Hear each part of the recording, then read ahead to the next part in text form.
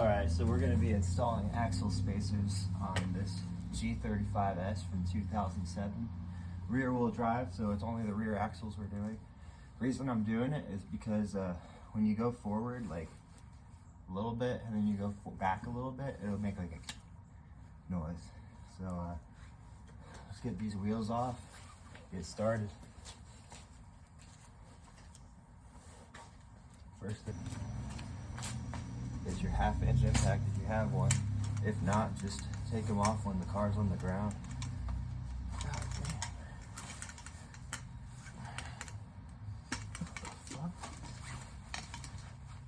damn. Shit. I really need to start putting my tools away. Got a dog barking. Gotta get real loud out here.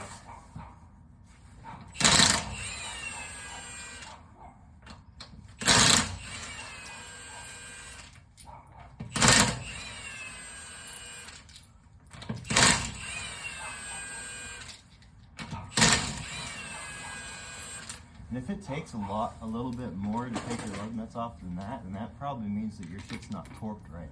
These are only supposed to be at 80 foot-pounds. Put that to the side.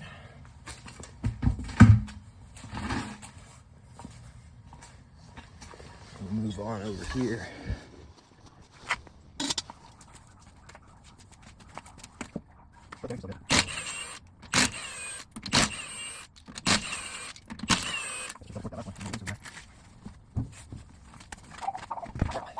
What we want to do is grab some needle nose pliers so we can take the cotter pins off.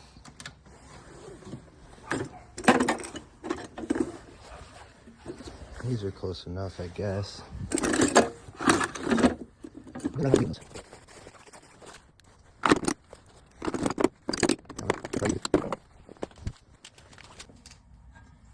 Okay.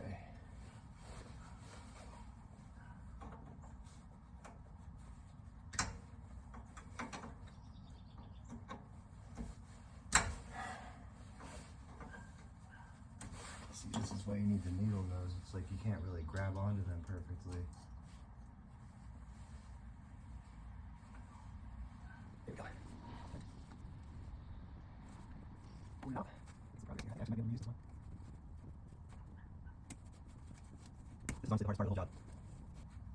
This is honestly the hardest part of the whole job.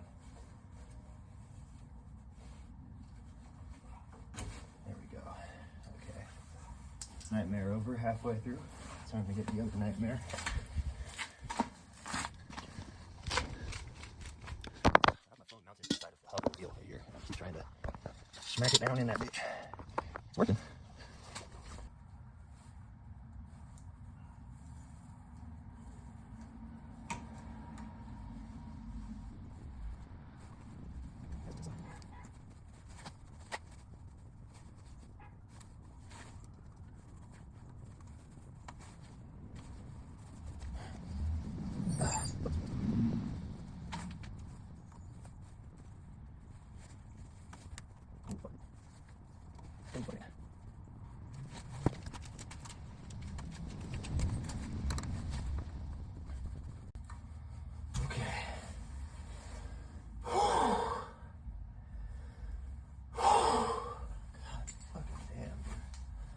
Okay.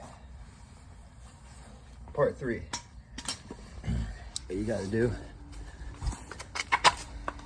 I can't see these from here, so I'll have to grab you here.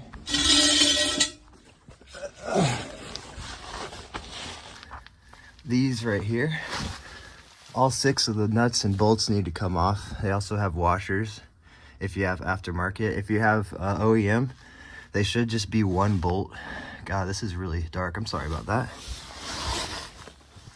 And once you're down here, it's a good idea to bolt check all your stuff. See if anything's loose, because you never know. Especially my guys out there that take the car to the track.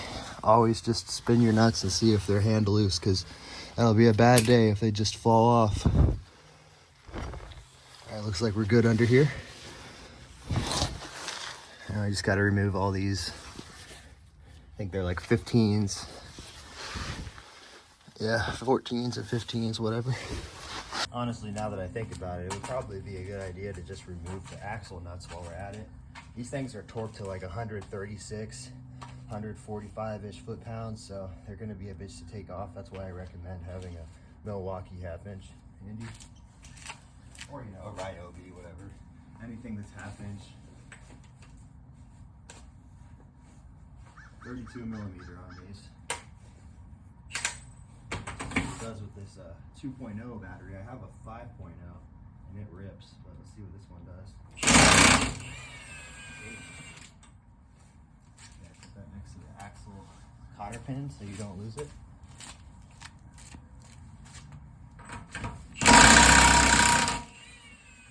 That one was a little tighter than usual. I don't know why, but whatever. And I'm holding some washers behind these. Probably going to take 2 off. I have 3 on each side, just because I was chasing down a noise, but the noise is still there. And that's the reason why I'm doing these axle spacers, because when you lower these cars, you actually get a little bit of space between the hub and the axle. And when you take off, it kind of like clicks. I was talking about that earlier. Probably get these washers out because I'm trying to get behind them and stuff like that. They're just fighting me.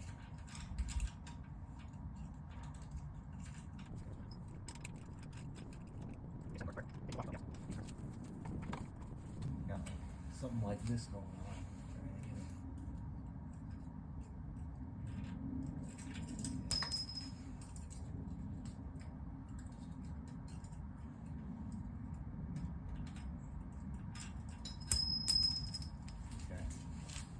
So we're only going to need one of these on each side, probably.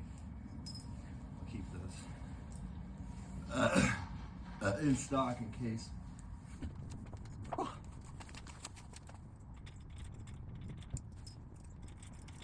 Alright, washer, axle nut, cotter pin. Take the 6 bolts off, both sides.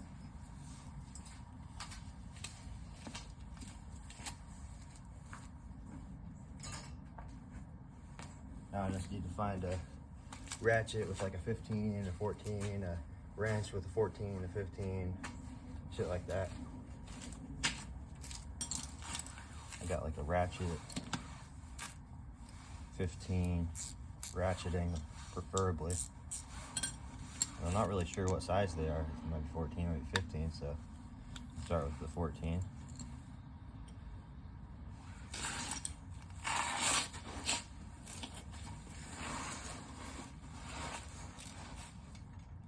This takes forever without a ratcheting electric ratchet, so definitely recommend that.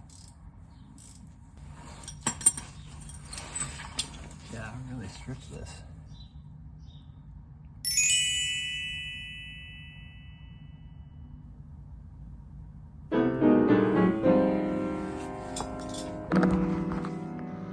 All right, so the problem was these bolts were actually 304 stainless, and I have them in my pocket right here. I'll show you. Stripped the fuck out of that shit because I took just one off instead of loosening them all at the same time. Here's a good one, but you can still see right here it's stretching in the middle, and that is because these are fucking 304 stainless steel. The retards over at Firestone use these instead of these grade 8 hardened ones. So I'm just gonna switch all my hardware to these grade 8s. I couldn't find any grade 8 washers, unfortunately, but I'm just gonna use these and we'll go there. By the way, this is what the axle spacers look like. They are pretty freaking cool. They're billet aluminum, very light, super machined perfectly, all that. So yeah, get started. A nice little method that I like to use to remove these bolts is I have a wrench against the frame right here, and I can just loosen it like that. So just kind of go around on all of them like that. And if you want to move the wheel without just having a wheel on it loosely, you can also just grab an already tight bolt and just kind of bring it back. And then line up your wrench again.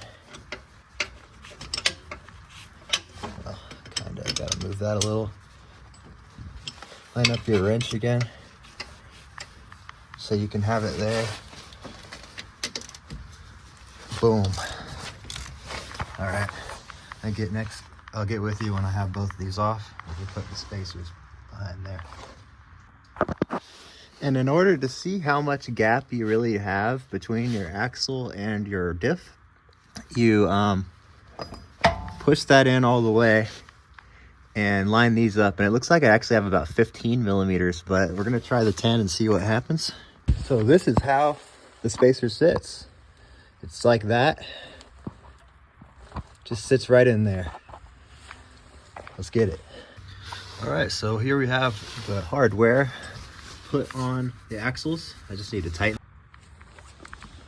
Okay, so the axle nuts are back in. I actually wasn't able to fit the cotter pins through, so what I'm doing is I put a little bit of like metal super glue inside this, and I also put some paint right here and right here to know if it comes loose. I'll see this over here and it won't be lined up anymore. So I'll show you an example on the other side. Bam. Okay, so paint. If this was go over there when I take it off, that means that this loosened. But I put them all at 129 foot-pounds because that's what it says for a 2007 specifically. With a washer and a nut like this, it actually says 77 foot-pounds, but I mean, I just stuck with the 129, and I swear I shouldn't have any issues with that. Also, there's a lot less play when I go in and out now because these spacers are in. There's still a little bit of movement, but it's normal. I mean, that's like the movement you want on a CV axle. Like, that's like nothing, you know? It's like maybe like less than 5 millimeters. So I'm going to tighten up the differential bolts, and we'll pull this out and see how it feels.